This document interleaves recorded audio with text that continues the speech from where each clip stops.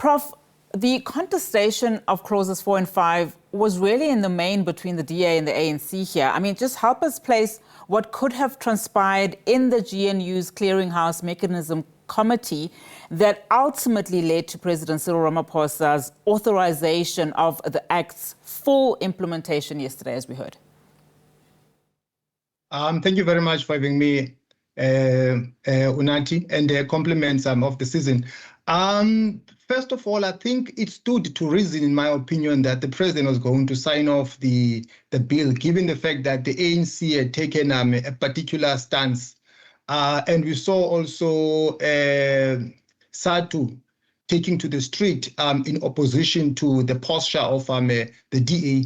But what is interesting in terms of the turn of events is that there seems to be different understandings and interpretations about the signing off of this bill, because Mbalula this morning said that this is a win-lose situation. By contrast, the DA says it's a win-win, a compromise. Now, I get the sense that the DA has been assured, I think, by the president in private, that there won't be any abuse. I mean, you were playing a clip of the minister where she was saying that the policy will not be used as a political battleground, that there are certain steps that are going to be followed, that the public is going to weigh in. So I think that's why the DA finds comfort in this arrangement.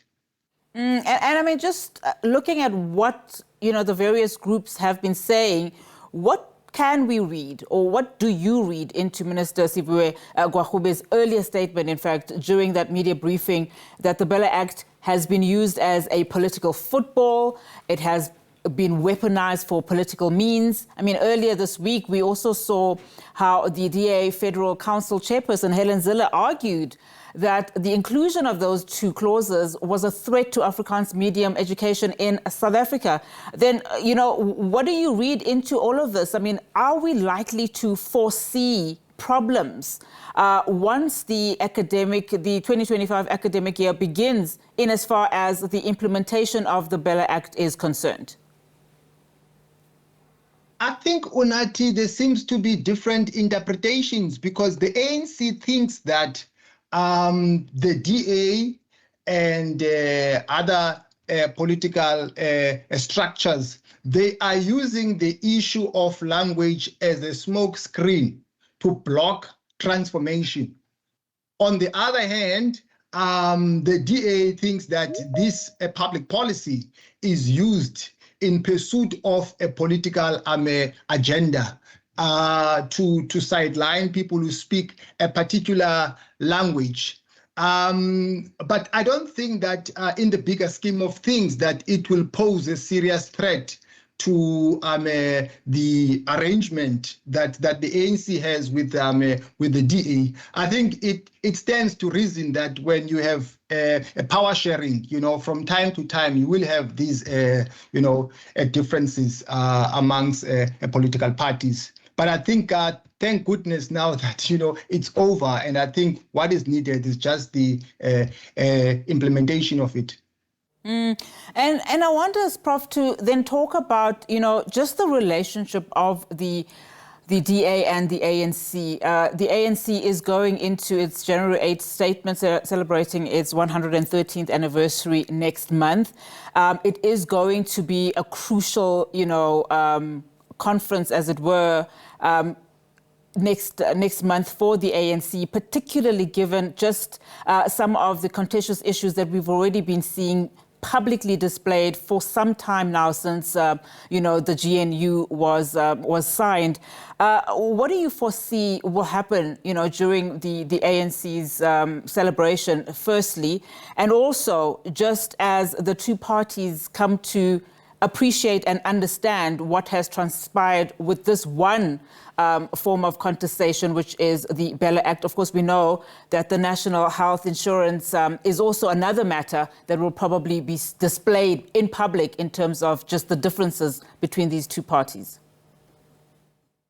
First of all, I think 2025 is going to be a very important year for the ANC, largely because it is a build-up to the upcoming local government elections. And, local government is extremely important because it is in the front line of service delivery. But also the ANC of late, it's common knowledge, it has been dealt with a blow in a big way. It dropped from 57% to 40%. So I think the ANC has, everything to lose if it doesn't address some of its weaknesses. On the other hand, you have the DA that has a different understanding about the current arrangement, that this is not a GNU, this is a coalition. And I think, with the other political parties, I think they're able to manage these conflicts. But the other thing that is extremely important, and which is the beauty of this, is that at least they have rolled out a conflict management approach, so that if there is a conflict that breaks out, the government does not fall apart. But next year, I think most political parties, both the ANC and the DA, are going to prepare for the local government elections. And that also will be a precursor for the general elections, which are next. So I think in January, the ANC, in mapping out a way forward, will basically look back, look ahead, articulate a way forward in terms of how it is going to improve its electoral trajectory. An interesting year it will be, Prof. Thank you so much for your time, Professor Ntsikelelo Breakfast, there for us.